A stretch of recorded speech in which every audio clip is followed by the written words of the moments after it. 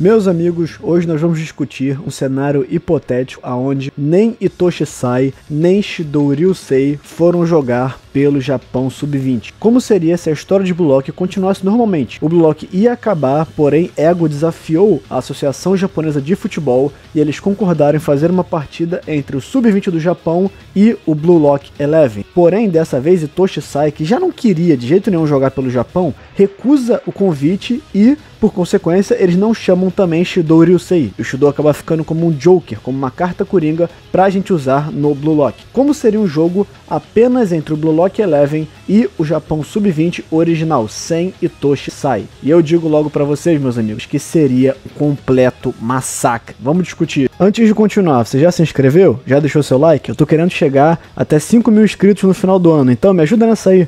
Deixa o like, se inscreve, já comenta aí alguma coisa, beleza? Valeu, um grande abraço. O Japão Sub-20 é um bom time? Olha, é um time médio, vamos colocar que ele é um time bem médio. Mas o principal fator do Japão Sub-20 é, eles não têm atacante, ok? O Sendou é muito fraco, o Sendou, assim, eu acho que ele vai melhorar, eu acho que ele tem tudo para se tornar um excelente atacante no futuro, pela filosofia do Blue Lock, mas até lá, o Sendou, ele era um jogador que, como o Sai falou, ele era um jogador acomodado, ok? E a gente tinha lá os outros jogadores do Sub-20 Japão, que sinceramente eu nem lembro o nome, só sei do Sendou, e que, pelo amor de Deus, né, eles não fariam nenhuma diferença, só o Sendou que seria, entre aspas, a maior ameaça, mas pô, fala sério, né, é o Sendou. A principal preocupação seria o Aiko. O Aiko realmente é o que carregou praticamente a defesa do Japão Sub-20, defendeu o gol, defendeu o chute, serviu mais de goleiro do que o próprio Fukaku. E já falando no Fukaku, né, a gente não precisa se preocupar porque goleiro não tem. O Japão Sub-20 não tem goleiro, então isso aí não seria problema nenhum. Como eu acho que desenrolaria essa partida? Bom,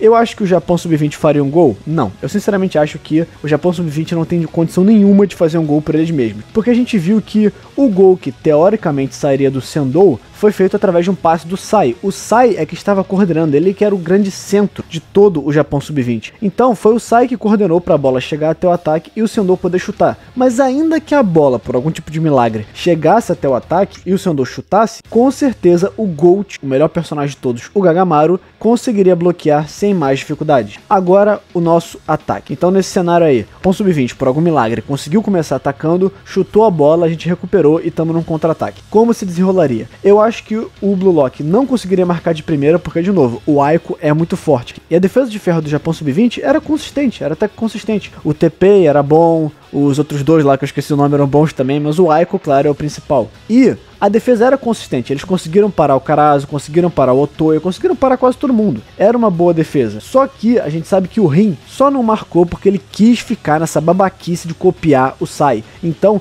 ele ia chutar, porém ele foi para um ângulo piorado, ele piorou o ângulo de chute dele, chutou com a perna ruim e ainda num chute num ângulo terrível. Então assim, e quase marcou, mesmo assim quase marcou. E foi essa primeira ação do Rin que causou a reação em cadeia que depois resultou no gol do Nagi. Então imagina se o Rin não tá com essa obsessão, porque de novo o Sai não está em campo, e ele resolve jogar a sério. Eu acho que o Blue Lock teria sim uma dificuldade de início. Eles não conseguiriam marcar de primeira e o Japão Sub-20 conseguiria até mesmo um primeiro contra-ataque. Mas depois, como o próprio Ego fala, depois que eles se acostumassem com o ambiente, depois que eles se acostumassem com a defesa do Japão Sub-20 e encontrassem as brechas que a defesa tem, eu não tenho dúvida nenhuma, esse jogo seria no mínimo 5-0 pro Blue Lock. 5-0, porque o Aiko, apesar de ser o Aiko, apesar de ser um deus da defesa, ele, apesar de ter comentado agora Deus, ele não é Deus, ok? Apesar do Aiko ser uma muralha impenetrável, ele não é Deus. Ele não conseguiria parar tantas chances de ataque. Ah, ele parou um gol do Yukimiya, o Otoya chuta. Ah, ele parou um gol do Otoya, o Tigiri chuta. Ah, ele parou o gol do Tigiri, o Izagi, o Rin, o Nagi, todo mundo pode chutar, só tem atacante no time do Blue Lock. E assim, se não tivesse o Aiko, seria 10-0. Aqui eu tô contando que com o Aiko seria só 5-0. 5-0 tá pouco ainda, porque o Aiko realmente é uma muralha impenetrável. Agora, o Fukaku, pelo amor de Deus, né? Alguém acredita realmente que o Fukaku conseguiria fazer alguma defesa? E de novo, a defesa do Blue Lock, ela não é ruim, mas ela não conseguiu aguentar o Blue Lock por muito tempo. Ela não conseguiu. O Aiko era metade da defesa sozinho, para não falar 90% da defesa sozinho. Só que o Aiko não ia conseguir lidar com o Rin, com o Izagi, com o Yukimiya, com o Karasu, todos eles indo pra cima com tudo. O Aiko não ia conseguir lidar com todos eles ao mesmo tempo. É claro que também nós não teremos estados de flow nesse jogo, porque como o Sai não elevaria o jogo toda hora, como o Sai não faria o jogo se tornar cada vez mais difícil, e como o Shidou não causaria a pressão que ele causou, eu acredito que nenhum dos jogadores entrariam no estado de flow. Eu acho que o jogo não seria tão acirrado. Infelizmente, né, narrativamente seria um jogo até que meio chato, porque o Blue Lock conseguiria facilmente se adaptar ao Japão Sub-20,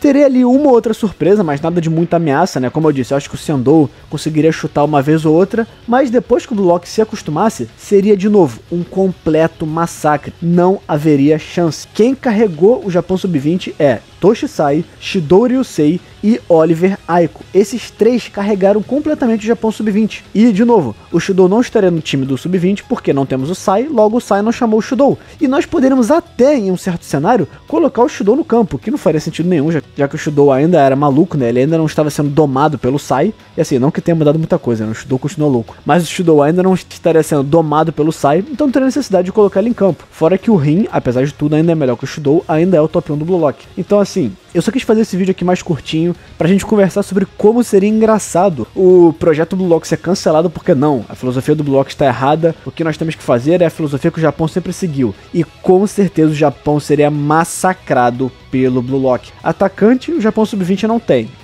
ainda não tem, né, no caso do Sendou. Defesa, 50% é um jogador só de defesa. Então assim, contra um time que é full ataque, e o mais importante, que é o que torna o Blue Lock diferencial, que é o que torna o time do Blue Lock diferencial, o time do Blue Lock tem fogo, eles têm sangue, eles não estão jogando para agradar a administração japonesa, eles não estão jogando para ter uma vida fácil como o Sendou quer, eles estão jogando para destruir todo mundo e serem os melhores do mundo. Então sim, Japão Sub-20 seria massacrado pelo Blue Lock se não fosse por Toshisai, Shidou Ryusei e eventualmente o Aiko, mas coitado do Aiko, ele não conseguiria lidar com tantas bestas atacando sem parar. O Aiko não é Deus, apesar de ser praticamente um Deus. Então é isso, diz aí o que você acha, como você acha que seria um jogo hipotético do Blue Lock sem o Sai e sem o Shidou. Diz aí o que você acha, não esquece de deixar o like, se inscrever. Um grande abraço para você que veio até aqui, é isso aí, valeu! E no final do vídeo aqui, agradecer aos membros, lembrando que você pode se tornar membro aqui do canal, ok? Um agradecimento especial ao Leão por ser o primeiro membro aqui do canal, muito obrigado, cara, de coração mesmo. É isso aí, valeu!